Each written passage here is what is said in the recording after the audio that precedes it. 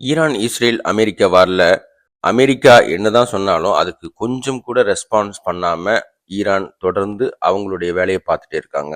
Straight of Hormuz பகுதியை திறக்கிறதுக்கு ஒரு 2 நாள் கெடு கொடுத்தாரு. அதை கண்டுக்கவே இல்லை. அதுக்கப்புறம் அவரே 2 வாரம் கெடு கொடுத்துருக்காரு. இதையும் அவங்க கண்டுக்கல. இப்போவும் ஸ்ட்ரெய்ட் ஆஃப் ஹார்மோஸ் பகுதி பாதுகாப்பாக போகணும்னா $1 மில்லியன் பே பண்ணால் தான் ஒரு கப்பல் கிராஸ் ஆக முடியும். ஸோ இந்த மாதிரி சூழல் தான் இருக்குது. அமெரிக்கா இந்த தடத்தை யூஸ் பண்ணவே போகிறதில்ல. ஆனால் மற்ற நாடுகள் பயன்படுத்தக்கூடிய இந்த போக்குவரத்து வழியை அதிக கட்டணம் வசூல் பண்ணுறதுக்கான வாய்ப்பை ஈரானுக்கு கிரியேட் பண்ணி கொடுத்துருக்காங்க அமெரிக்கா. நேற்று ட்ரம்ப்போட அறிக்கையினால் மார்க்கெட் கண்ணாப்பினான்னு ஏறிச்சு. ஆனாலும் ட்ரேடர்ஸ் இன்னைக்கு பயப்படுறாங்க. ஏன்னா ஈரான் அதுக்கு கொஞ்சம் கூட செவிசாய்க்கவே இல்லை. அதனால ஆயிலோட ப்ரைஸ் இன்னைக்கு ஏறி இருக்கு. மார்க்கெட் லைட்டாக கீழே இறங்கும்.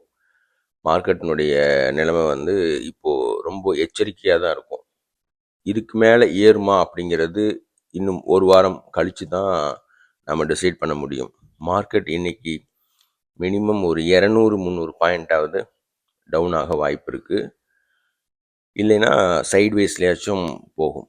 இன்றைக்கான ஸ்டாக்ஸ் பார்த்திங்கன்னா டிசிஎஸ் மார்க்கெட் கீழே இறங்கும் அப்படிங்கிற நிலைமையில் டிசிஎஸ் இன்னைக்கு ஸ்லைட்டாக அப் ஆகிறதுக்கான வாய்ப்பு இருக்கலாம்.